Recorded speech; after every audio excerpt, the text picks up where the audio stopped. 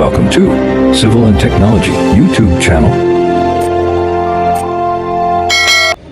पैसा लुट्नबाट बच्न चाहनुहुन्छ भने तपाईहरु चाहिँ यो एप्लिकेसन चाहिँ युज गरेर तपाईहरु इन्डियामा हुनुहुन्छ अथवा इन्डियाको कुनै पनि ठाउँमा हुनुहुन्छ भने त्यो एप्लिकेसनको मद्दतबाट तपाईहरु इजिली ट्राभल गर्न सक्नुहुन्छ। यदि तपाईहरुले यो एप्लिकेसन चाहिँ डाउनलोड गर्नुभयो भने युज गर्नुभयो भने यसमा चाहिँ तपाईहरुले एप्लिकेसनमै तपाईको पैसा चाहिँ कति लाग्छ तपाई जहाँ हुनुहुन्छ त्यो ठाउँबाट र तपाई जहाँ पुग्न चाहनुहुन्छ त्यो ठाउँमा चाहिँ पुग्नलाई चाहिँ कति पैसा लाग्छ त्यो सम्पूर्ण कुराहरु चाहिँ एप्लिकेसनले बताउँछ। तपाईहरुले पेमेन्ट तिर्ने हो अरु त्यसमा चाहिँ एक्स्ट्रा पैसा भन्ने कसैले पनि लाग्दैन।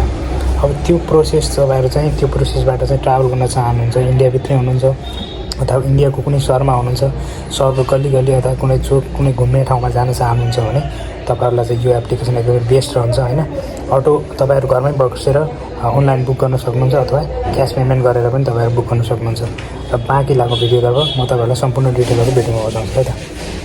अब सबैभन्दा पहिले तपाईहरुले प्ले स्टोरमा गएर र्यापिडो भन्ने एप्स चाहिँ डाउनलोड गर्नु होला। मेरोमा पहिलेबाट डाउनलोड छ त्यसैले अब जस्ट म यसमा चाहिँ क्लिक गरेर ओपन गर्छु।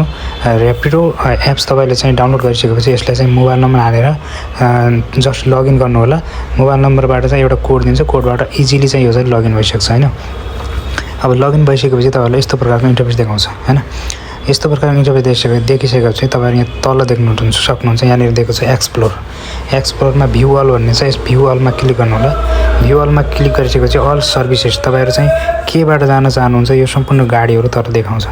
जस्तै बाइकबाट जानुहुन्छ बाइक लाइटबाट जान चाहनुहुन्छ कि बाइकबाट जान चाहनुहुन्छ कि क्याबबाट अटोबाट क्याब प्रिमियम पार्सेल यो सम्पूर्ण डिटेलहरु दिएको छ। कुनै एक तपाईहरुले सिलेक्ट गर्नु होला। जस्तै मैले बाइक सिलेक्ट गर्छु हैन। जस्ट बाइकमा क्लिक गर्छु। बाइकमा क्लिक गरिसकेपछि तपाईहरुलाई चाहिँ यो करेन्ट लोकेसन भनेको तपाई जहाँनिर हुनुहुन्छ त्यहाँको लोकेसन हैन। त्यसपछि ड्रप लोकेसन भनेको तपाई जहाँ पुग्न चाहनुहुन्छ त्यहाँको लोकेसन। यो करेन्ट लोकेसनमा चाहिँ तपाईहरु आफै म्यानुअली पनि राख्न सक्नुहुन्छ अथवा यो अटोमेटिकली लगिहाल्छ हैन। ड्रप लोकेसनमा जस्तै म सुरत यो चाहिँ बस पार्क जान चाहन्छु। सुरत बस ट्राभल भनेर चाहिँ बस पार्क भनेर चाहिँ यसरी सर्च गर्छु हैन। मलाई चाहिँ यहाँ जानु छ। अब मैले यसमा चाहिँ जस्ट यसमा चाहिँ क्लिक गर्छु है।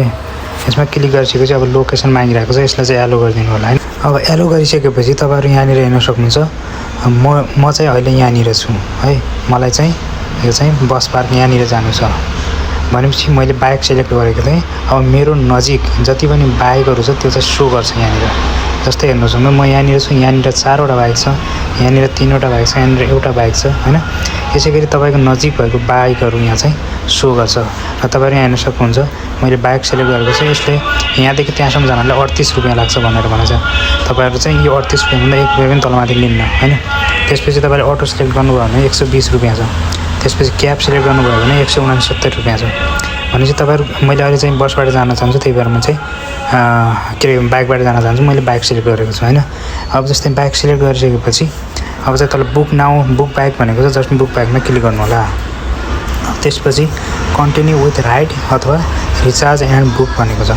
कन्टिन्यू विथ राइड भनेको तपाईहरु चाहिँ पुराइसकेपछि पैसा दिन चाहनुहुन्छ भने यसमा क्लिक गर्नुस् अथवा अनलाइन पेमेन्ट गरेर जान चाहनुहुन्छ भने रिचार्ज एन्ड बुकमा क्लिक गर्नुस् भन्नु छ। म चाहिँ पुगिसकेपछि चाहिँ पैसा दिन्छु त्यसैले कन्टिन्यू विथ राइडमा क्लिक गर्छु हैन। अब यसै गरिसकेपछि अब चाहिँ पिकअप पोइन्ट भनेको छ। पिकअप पोइन्ट भनेको चाहिँ बाइकवाला तपाईहरुलाई लिन आउँछन् तपाई जहाँनिर हुनुहुन्छ त्यहाँनिर।